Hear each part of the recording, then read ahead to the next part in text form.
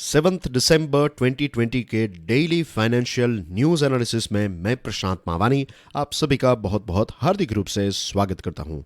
आज हम 4 important topics को डिस्कस करने वाले हैं डियर फ्रेंड्स। एमपीसी ने जो अपना एक फोरकास्ट इकोनॉमी के लिए किया है उसको एनालाइज करेंगे। उसके बाद कुछ प्रोडक्ट्स की प्राइस बहुत ज़्यादा इंक्रीज होने वाली हैं, तो क्यों होने वाली हैं उसको देखेंगे।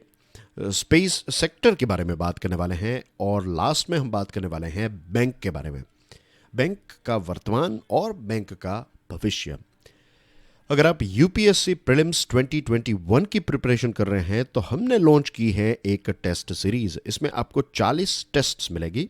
फिलहाल 50% डिस्काउंट चल रहा है। ये 14 दिसंबर तक आपको डिस्काउंट मिलेगा और सारी इन्फॉर्मेशन आपको testiq.in वेबसाइट के ऊपर से मिल जाएगी। आज के लेक्चर की पीडीएफ को डाउनलोड करने के लिए check out my Telegram channel. You can join my Telegram channel. Free में आप पीडीएफ को डाउनलोड कर पाएंगे। You can follow me on Facebook. Lecture को दूसरे स्टूडेंट्स के साथ शेयर ज़रूर करें। वीडियो पसंद आता है then hit the like button और हमारी चैनल स्टडी IQ एजुकेशन को सब्सक्राइब करना ना भूलें। तो dear friends, MPC monetary policy committee का जो डिसीजन था उसके बारे में हमने ऑलरेडी सैटरडे को काफ़ी सारी इम्पोर्टेंट डिस्कशन जो हैं ऑलरेडी कर ली है।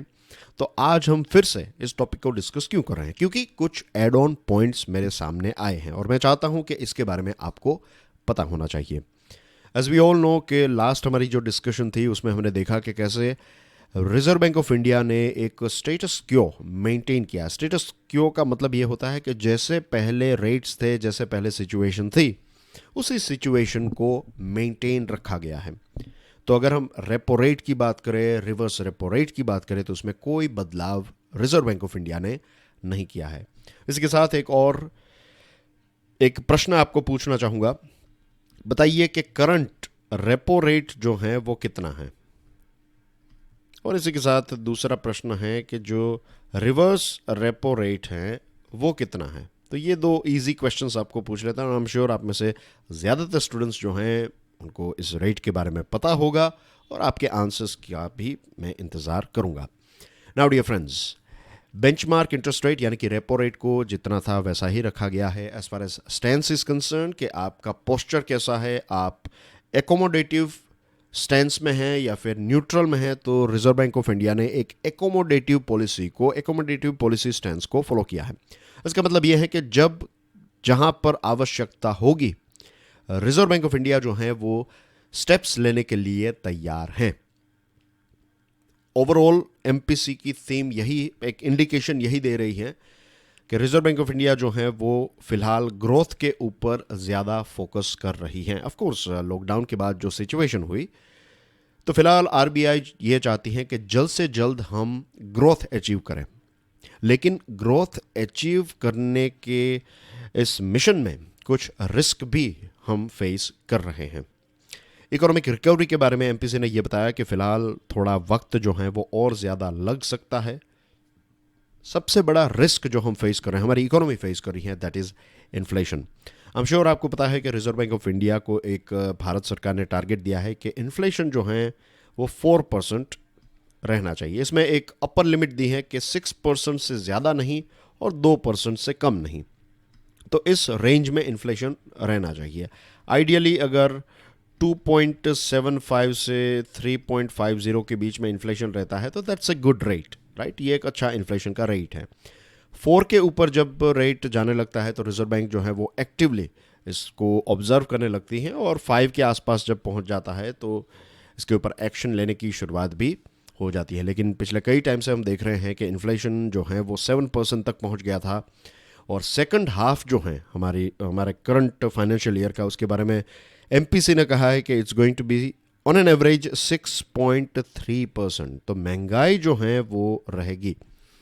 अब लास्ट डिस्कशन में मैंने आपको बताया था कि अगर मार्केट में इन्फ्लेशन है और पैसों का फ्लो और ज़्यादा बढ़ जाता है तो क्या होगा, महंगाई जो है वो और ज़्यादा बढ़ेगी, क्योंकि आपके पास पैसे ज़्यादा हैं और प्रोडक्ट्स जो हैं वो लिमिटेड हैं। तो ज़्यादा पैसे जब लिमिटेड प्रोडक्ट्स को या फिर सर्विसेज को चेज करते हैं तो इन्फ्लेशन जो है वो बढ़ सकता है, और इन्फ्लेशन जब बढ़ता है तो फिर ग्रोथ जो है वो ड्रॉप हो जाता है। अगर आप एक मोबाइल ख़रीदने के लिए जाते हैं और मोबाइल की कीमत 15,000 रुपये है, तो आप सोचते हैं कि चलो मैं नेक्स्ट वीक उसको ख़रीदूंगा, लेकिन नेक्स्ट वीक अगर उसी फ़ोन की कीमत 25,000 रुपीज़ हो गई तो फिर आप अपना प्लान जो है वो कैंसिल कर देंगे, क्योंकि चीज़ें महंगी। आप सोचेंगे कि अगर उसके बाद के वीक में अगर ये फ़ोन की कीमत 15,000 हो जाती है तब मैं खरीदूंगा। This just a rough example. Same thing goes with so many other items. अगर ऑनियंस महंगे हैं तो आप अपने घर पर पूछिएगा कि ऑनियंस जब महंगे होते हैं तो हमारे मदर, सिस्टर्स, भाभी जो हैं, तो वो जो भी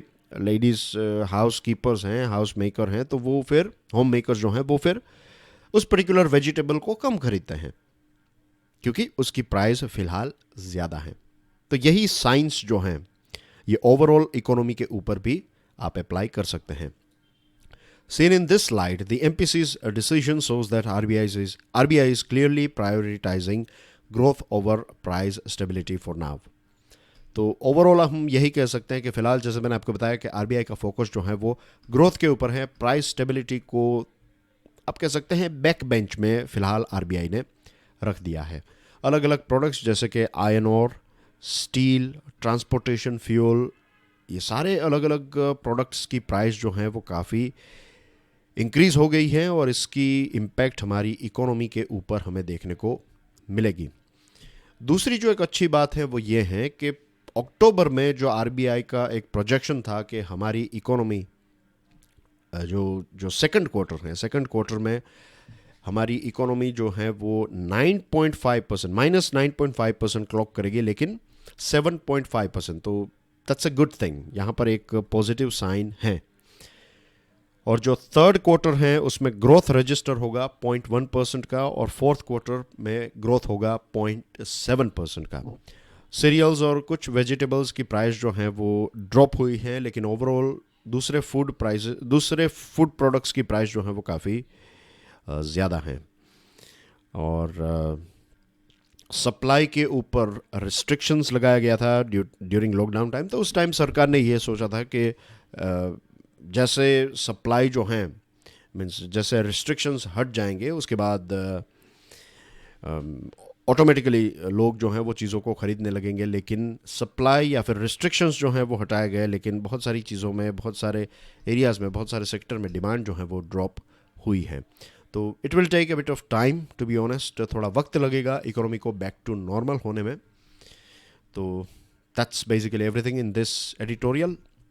अब बात करते हैं वाइट गुड्स के बारे में। वाइट गुड्स में televisions, refrigerators, washing machines, air conditioners, microwaves, तो ये सारे प्रोडक्ट्स जो हैं उनकी प्राइस 15 से लेकर 40% तक इनपुट कॉस्ट जो हैं, इनपुट यानी कि रॉ मटेरियल का कॉस्ट जो है वो 15 से लेकर 40% जितना इंक्रीज हुआ है। तो ओवरऑल हमें लगभग 20% जितना इसमें एक उछाल इनकी प्राइस में। अगर एक टेलीविज़न 10,000 रुपये का था तो अब 12,000 का, आने वाले महीनों में 12,000 रुपये का मिलेगा।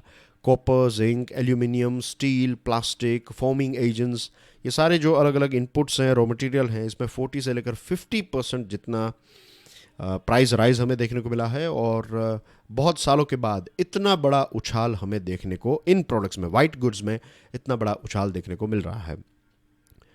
टेलीविज़न पैनल्स की बात करें तो इसमें 30 से लेकर 100% जितना प्राइस राइज देखने को मिला। ये जो कुछ फॉर्मिंग एजेंट्स हैं जिनका इस्तेमाल रेफ्रिजरेटर में किया जाता है, तो 200% प्राइस राइज हमें देखने को मिला है।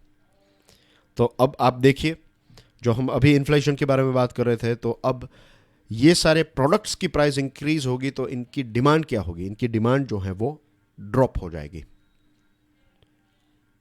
इनफैक्ट फेस्टिवल सीज़न या फिर उससे पहले भी ये सारे प्रोडक्ट्स की प्राइस जो है वो धीरे धीरे इंक्रीज़ हो रही थी, लेकिन उस टाइम पर फेस्टिव सीज़न आ रहा था, तो उस टाइम पर प्राइस अगर आप बढ़ाएंगे तो फिर पूरा आपका जो रेवेन्यू है उसके ऊपर इम्पैक्ट होगी। तो बहुत सारी कंपनीज ने क्या किया कि स्टॉक वो पैदा करने लगे थे, थोड़ा बहुत नुकसान जो है, थोड़ा बहुत प्रॉफिट कम कमाया, लेकिन अब उनकी ये कैपेसिटी नहीं है कि वो प्राइस को मेंटेन मीन्स वही रखें। अब उनको प्राइस जो है वो इंक्रीज़ करनी ही पड़ेगी।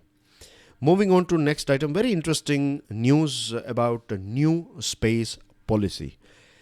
इसरो के चेयरमैन के सिवान साहब ने यह बताया है कि India will draft a new space policy aimed at increasing private investments in the country's space sector to build companies that are global in scale.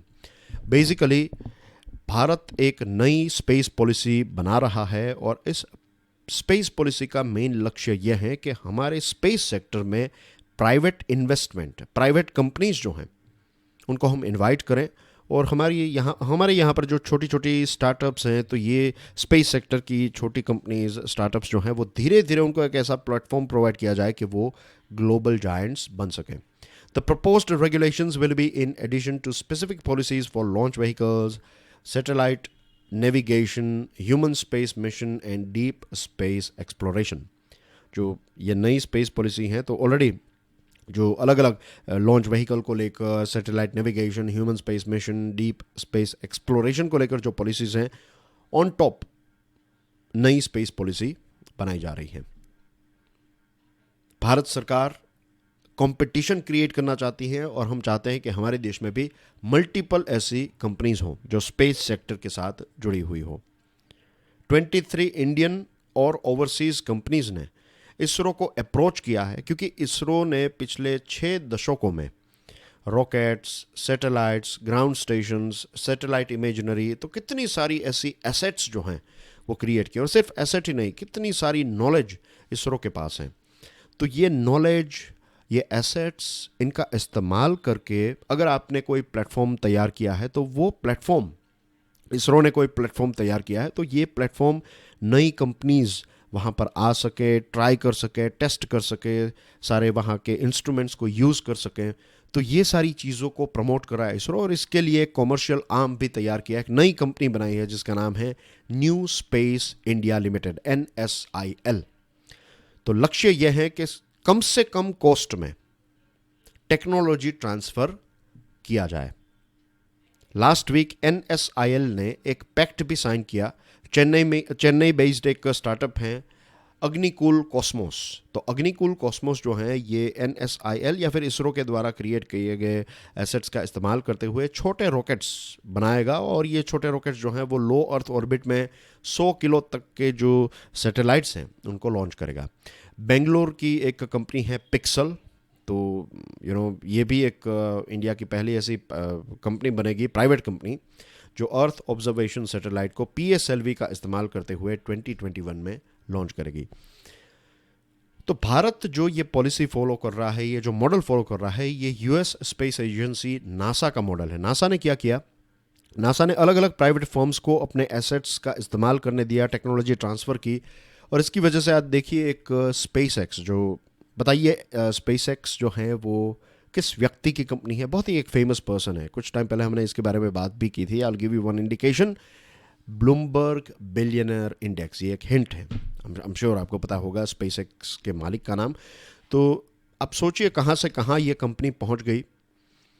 तो यही चीज़ जो है वो हम यहाँ पर करना चाहते हैं।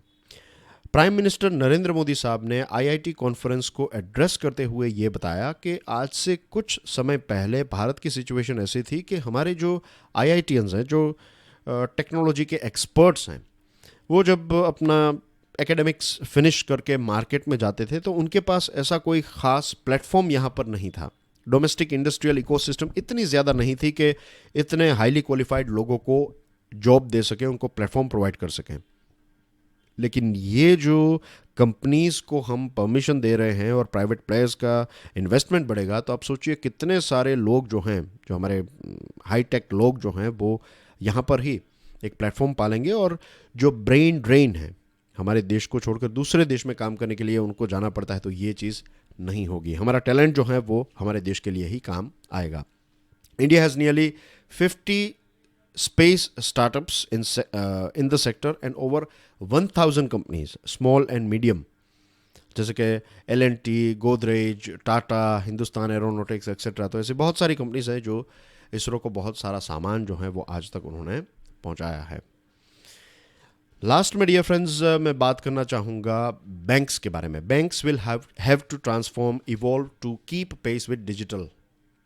नाउ द थिंग इज़ कि ये जो पॉइंट्स हैं, ये पॉइंट्स हमें किससे मिल रहे हैं, ये हमारे minister of state for finance and corporate affairs Anurag Thakur साहब ने, तो आप इसको ऑफिशियल स्टेटमेंट के तौर पर ले सकते हैं। बैंक्स में क्या क्या बदलाव हो गया उसका एक रफ आइडिया, एक बिग पिक्चर आपको ये पॉइंट से मिलता है। ट्रेडिशनल बैंक्स जो हैं उनको अनुराग ठाकुर साहब कहते हैं कि ट्रांसफॉर्म होना पड़ेगा, इवॉल्व होना पड़ेगा। जो डिजिटल रेवोल्यूशन चल रहा है हमारे देश में, तो उसको अडॉप्ट करके कस्टमर्स को नई सर्विसेज, नए प्रोडक्ट्स ऑफर करने पड़ेंगे। फाइनेंशियल टेक इंडस्ट्री जो है, फिनटेक जिसको हम कहते हैं, तो fintech industry to come, Thakur asked fintech industry to come up with solutions tailor made to Indian context. भारत को जो सॉल्यूशंस की आवश्यकता है, ऐसे सॉल्यूशंस फिनटेक इंडस्ट्री को ऑफर करने पड़ेंगे। आर्टिफिशियल इंटेलिजेंस, डेटा एनालिटिक्स का इस्तेमाल करते हुए कैसे आप रिस्क असेसमेंट, कितना रिस्क है किसी प्रोजेक्ट में आप इन्वेस्ट कर रहे हैं, कोई लोन दे रहे हैं, ले रहे हैं, तो क्या क्या रिस्क उसके साथ हो सकते हैं, अगर पहले से ही आपको उसका एक ग्राफ मिल जाए, एक ओवरऑल एक सिनारियो मिल जाए, तो डिसीजन मेकिंग में ये बहुत काम आ सकता है।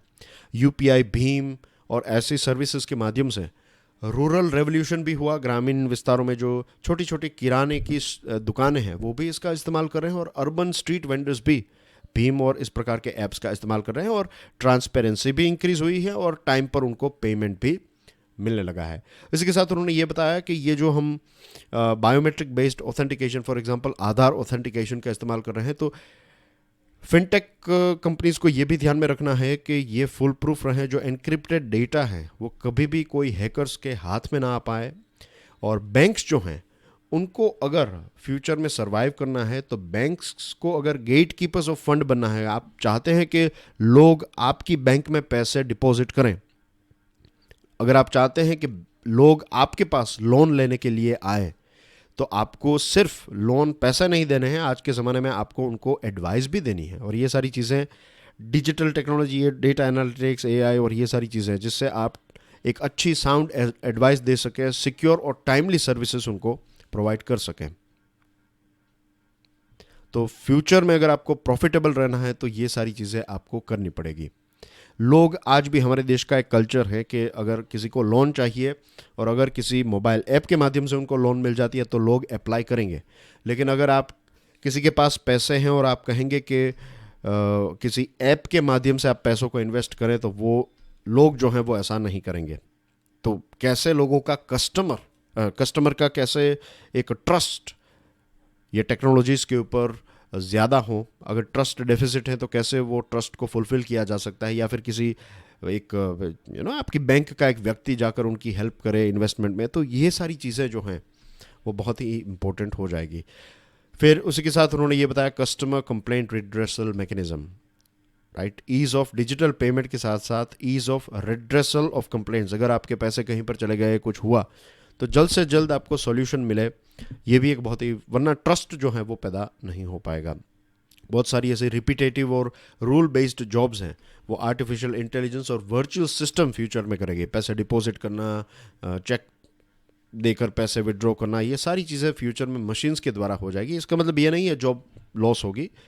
जॉब जो है उसको फिर एक, जो लोग उस सेक्टर में काम करें तो उनको ट्रेन करके आपको दूसरी स्किल्स सिखानी पड़ेगी। और लोगों के लिए भी, इंडिविजुअल्स के लिए, पहला ऐसा था कि जो बड़े लोग थे जिनके पास बहुत ज़्यादा पैसे हैं, तो उनको एक बैंकिंग सॉल्यूशंस या फिर इन्वेस्टमेंट के सारे सॉल्यूशंस बैंक्स प्रोवाइड करती थी, लेकिन आज आपको एक एक कस्टमर के लिए ये सारी चीज़ें करनी पड़ेगी। तो ये सारे बदलावों के बारे में उन्होंने बात की है। मेरा मानना है कि ये ओवरऑल जो एक ओवरव्यू दिया है उन्होंने, ये बहुत ही इंपॉर्टेंट है आपकी अंडरस्टैंडिंग के लिए for the current as well as future of banking in India. And that's everything from my side dear friends. अगर आप यूपीएससी की प्रिपरेशन कर रहे हैं तो हमने स्मार्ट कोर्स लॉन्च कर दिया है। सारी इन्फॉर्मेशन आपको हमारे मोबाइल ऐप के ऊपर से मिल जाएगी। 14 दिसंबर तक ऐप के ऊपर भी नो कॉस्ट ईएमआई की स्कीम चल रही है। Make the most out of it. Lecture अगर पसंद आया है तो please hit the like button. Lecture को दूसरे स्टूडेंट्स के साथ शेयर ज़रूर करें, और आपके जो आंसर्स हैं उनको कमेंट सेक्शन में पोस्ट करना ना भूलें। हमारे चैनल को सब्सक्राइब ज़रूर कीजिएगा। And I will see you tomorrow with Hindu analysis. Till then, enjoy your studies. God bless you all. Jai Hind.